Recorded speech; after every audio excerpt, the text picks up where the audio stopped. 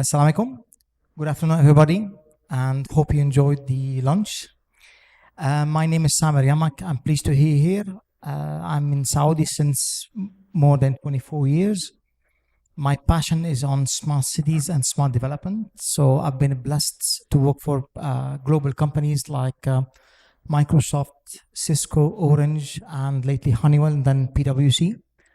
Recently, I've been in the advisory field because they told me I like to talk a lot, and that's why I went to advisory basically.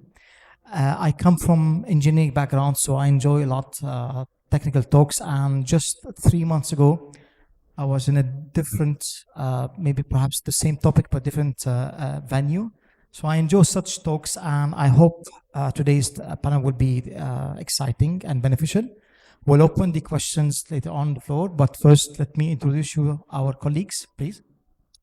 Good afternoon, everyone. My name is Hassan Elkamshoushy, Multi-Property Director of IT for Ritz-Carlton Riyadh and Jeddah. I've been with the hospitality industry in the IT from 2004, so it's almost 19 years. And I've been here in Saudi Arabia from 6 years.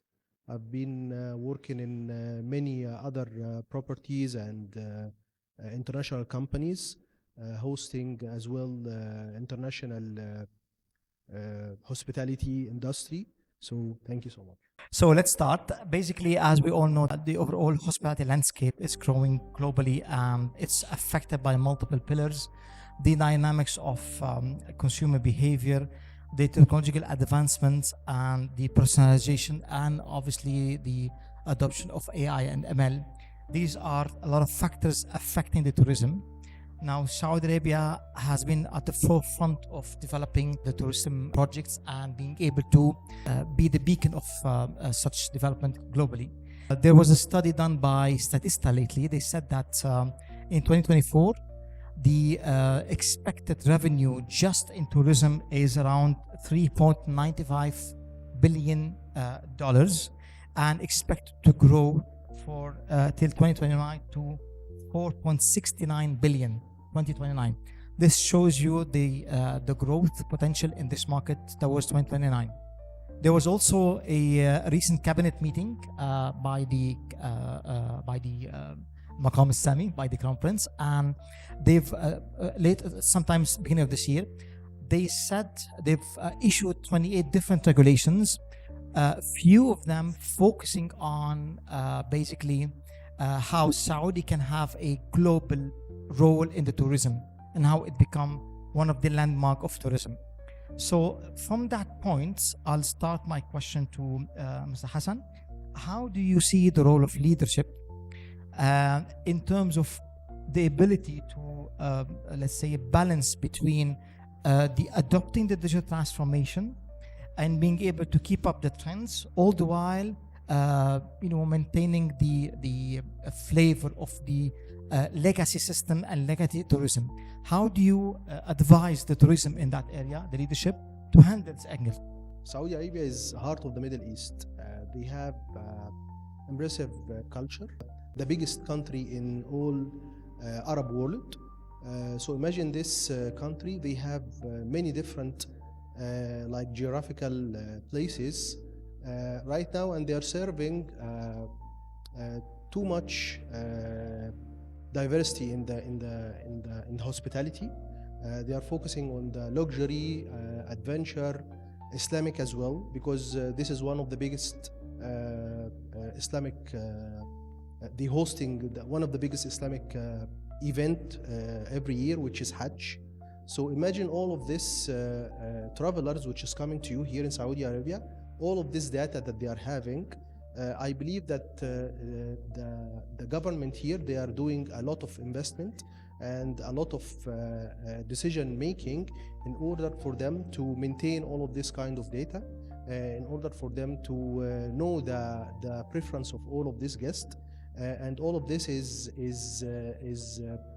supporting the vision of 2030. Thank you. He comes from a more of engineering background, so he's seen the pain of developing and maintaining such properties. So, Mr. Hassan, in your own words, how do you balance between having the right system, resiliency, and future-proof at the same time?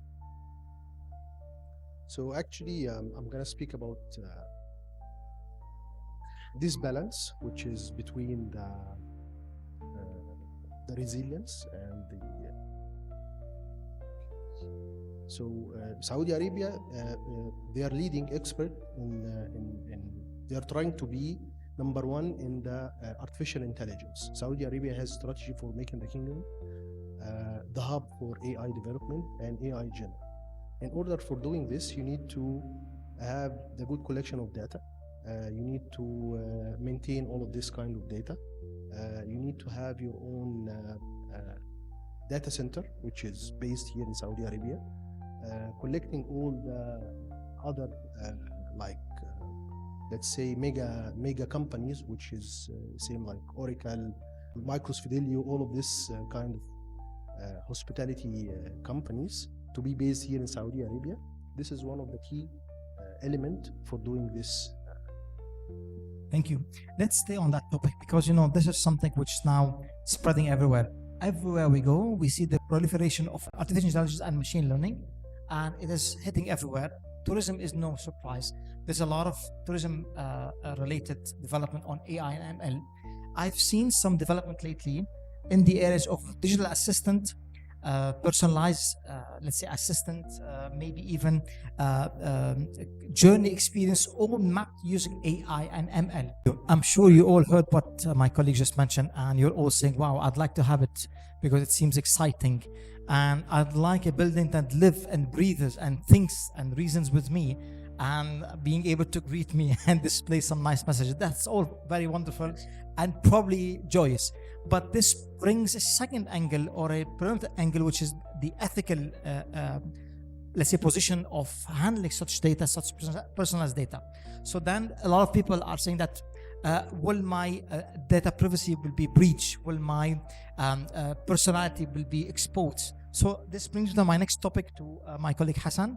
How do you think that tourist sector or tourism sector should handle ethical dilemma when using technology in order to balance between the requirement for having some intelligent, exciting features, all the while maintaining privacy of the tourist?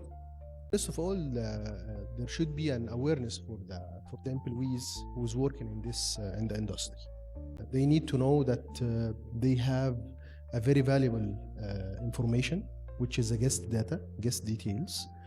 This is something they really need to take care about, because one mistake can end up with a very bad reputation for the place. So first of all, this is one of the key factor, the awareness of the employees. Second, we need to invest in the infrastructure, security of the infrastructure. You need to have redundancy, you need to have replication, you need to have all of these sort of things, which is maintaining the guest data as well. Fair enough, thank you. My next question is the following. In the quest to dominate the tourism sector, what Saudi Arabia is trying to do is to appeal for the global travelers, for the tech-savvy travelers, into creating a specialized hub for tech-savvy tourists and excite them to come to live in Saudi. So, in your opinion, Hassan, how could Saudi Arabian tourism cater or addresses or speak the right words for those tech-savvy markets? Right now, you have the data. The data is a new oil for Saudi Arabia. Saudi Arabia, they understand that the data which they have, which is a massive data, they need to maintain it. They need to assess this data in order for them to personalize the experience for the travelers which is coming here to visit Saudi Arabia. Right now, you have most of the tourism sectors, including airlines, same like Saudi Airline. They have their own rewards program, which is collecting data and collecting preference from the guest. So I believe all of this is helping the sector to improve and to develop for the next future. I like it. Loyalty. I like it. Thank you. There was a recent article which I've read from a consulting company. We all know with KPMG. The article speaks about the importance of having awareness when it comes to cyber attacks and cybersecurity. It so often happens that people don't know what are the best practices when it comes to using the systems. And there's a lot of instances when having breaches happening to your network and systems. Maybe Mr. Hassan can also confirm. There was also an interesting incident where there was a attack on the BMS of one of the hotels. And in that attack, basically, it locked down all the doors of the residents. So whoever was in the room, they were stuck, and whoever outside, they couldn't come in, just because the attacker could manage to control the BMS and basically control the hotels. So awareness is key. My question to you, Ms. Hassan, is that how do you basically motivate people that, you need to always understand the risks associated with the risks of attacks, so that your hotel will not be the next list on the list of hotel attacks? Again, this is basic. Basically, this should be through training and awareness for the employees which is working. As well, you need to all the time to update your systems with latest like technology, security patches, make prevention maintenance, make vulnerability penetration test, and all of these things, which is gonna help you to eliminate something like this kind of incident. Because right now, these people, which is scammers, they become much more convinced, efficient. They have their own call centers, which they are trying to targeting the hospitality. So believe me that there is sort of call centers which is targeting hospitality. They are calling everyone. They are trying to reach out to any kind of data to convince the people inside of the property that they are a legitimate guest. And as an example, they need to have some sort of information from their side. What you mentioned, both of you, is an excellent approach for a reactive readiness plan, which is wonderful.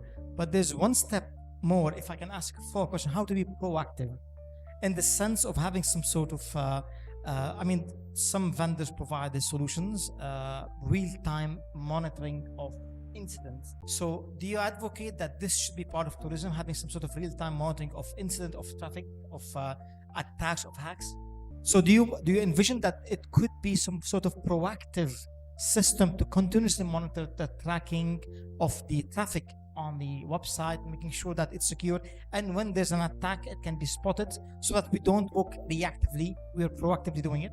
As we know by now, it's not just the training, which is absolutely important, but one more step, which is basically the preventative measurement, just like Mr. Hassan, the updates, making sure all your systems are up and running and updated by the latest security patches. That's quite important. One last topic I want to venture in is, and we cannot go on a tech turbulence panel without discussing it, which is the subject of the Internet 3.0, which is basically the metaverse, the AR and VR. Now, for those of you who don't know, there's been a lot of activity on the government side, especially in Saudi Tourism Authority and a lot of different touristic commissions. They're trying to advocate how to venture into the metaverse and create some virtual reality related, let's say, environment for different Saudi territories. So this is something which is happening already. It's been this for over the past 3 to 4 years,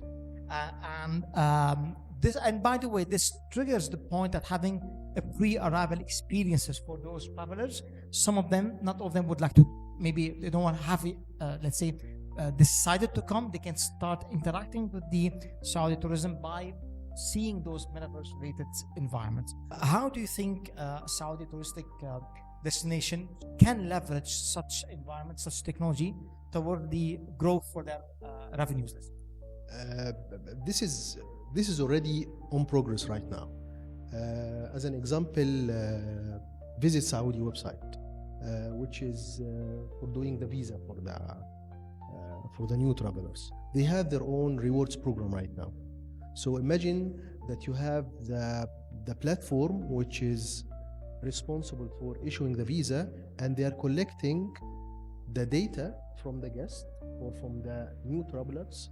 They are collecting their preferences, what they like, what they don't like, what kind of tourism sector they are aiming to: adventure sector, luxury sector, Islamic sector.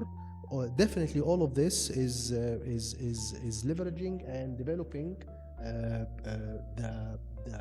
the Saudi hospitality industry. So today we spoke about interesting topics. We spoke about loyalty, and we have an advocate for the data as the new oil, as Mr. Hassan was mentioning. So we spoke about the data. We spoke about the resiliency. We spoke about other topics such as security attacks, and we addressed the client experience. The floor is yours because you've been here a long time, so you deserve the last slot. Let me speak about the challenges which have been faced on the last couple of years.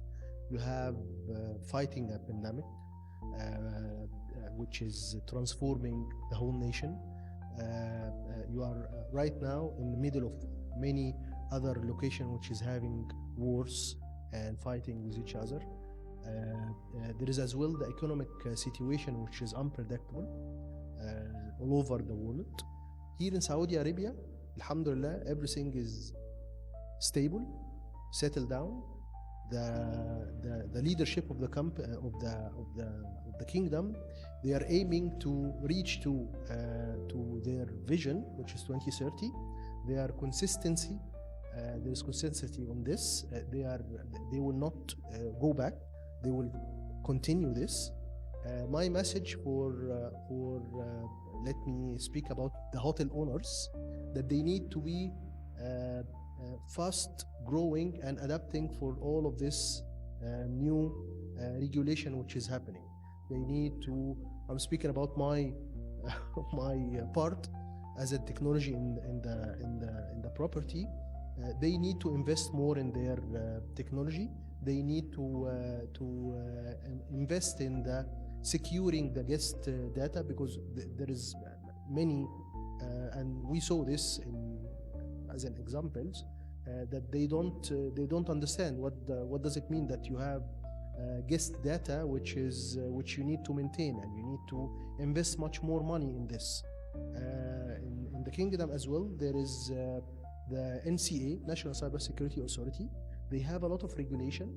The hospitality industry, they must adapt for all of this regulation. They need to invest more in their infrastructure in order for them to meet all of this and to be comply with this regulation, and to have to grab more travelers and guests inside of that. Thank you. There was a lot of investment call out from my colleague Hassan. I hope you're excited to invest more. Thank you, Mr. Yahya. Thank you, Mr. Hassan, for the session. Thank you all. And this ends the session.